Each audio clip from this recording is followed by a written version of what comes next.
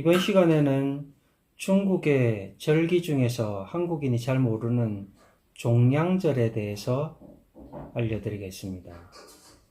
설날이나 추석 같은 거는 중국에도 있고 우리가 다 아는 절기고요.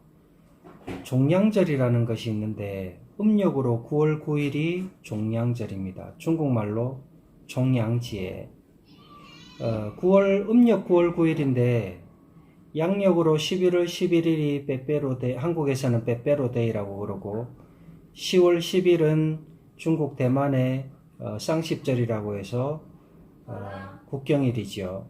그러면은 9월 9일은 총량절이라고 하는데 종량절, 총량지혜라고 합니다. 고대 중국 사람들은 이 모든 우주 만물이 음양이 있다고 믿었습니다.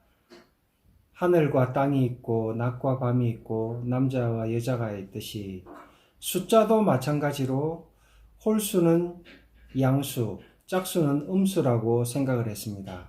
그런데 그 양수 중에서 제일 큰 숫자가 9인데 음력으로 9월 9일은 양수 제일 큰 숫자가 두 개가 겹치는 날이지요. 그래서 이 음력 9월 9일을 양의 기운이 가장 큰 날이라고 믿었습니다.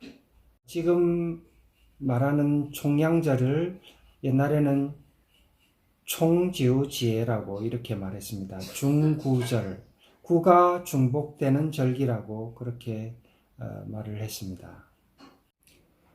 옛날에 중국 사람들은 이 중량절 때 어떻게 지냈는지 시를 통해서 그 시에 nawa 있는 중량절을 지냈던 사람들의 모습을 한번 알려드리겠습니다.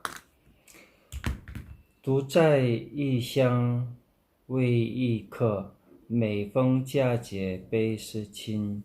遥知兄弟登高处，偏差주의少一人. 당나라 때 시인 왕유라는 사람이 9월 9일 종량절 때 고향에 대한 그리움을 생각하면서 이 시를 썼는데요. 이때 사람들은 높은 산에 오르고 수유를 머리에 꼽는 그런 풍습을 가지고 있었습니다. 하지만 요즘 현대에는 머리에 수유를 꽂거나 국화주를 마시거나 그런 것은 이제 풍습이 사라져서 없어졌고 높은 곳에 오르는 풍습은 아직까지 남아 있습니다. 그러면 이 중량절은 어디에서 유래가 된 것일까요?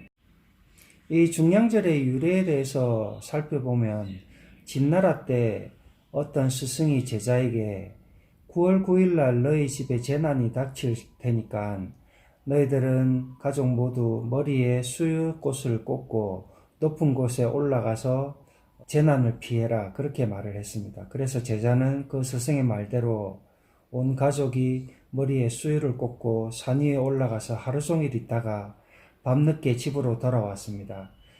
집으로 돌아와서 보니까 집안의 모든 가축들은 다 죽어 있었습니다. 그래서 지금까지도 이 중량절이 되면 사람들이 등산을 하거나 높은 건물 위에 올라가거나 하는 그런 풍습이 아직까지 남아 있습니다.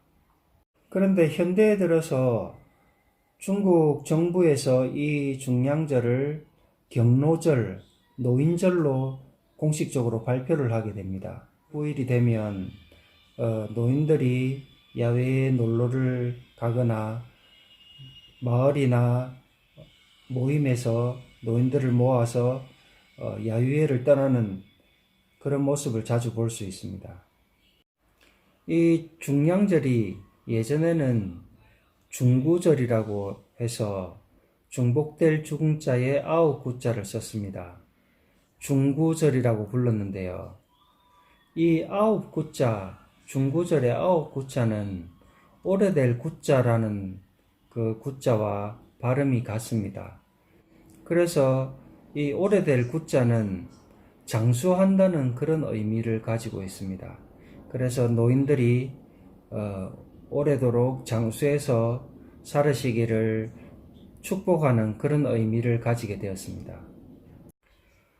중국에는 6월 1일 어린이날이 있고 5월 4월 4일 청년의 날이 있고 3월 8일 부녀자의 날이 있습니다. 그리고 음력 9월 9일 오늘은 노인의 날입니다.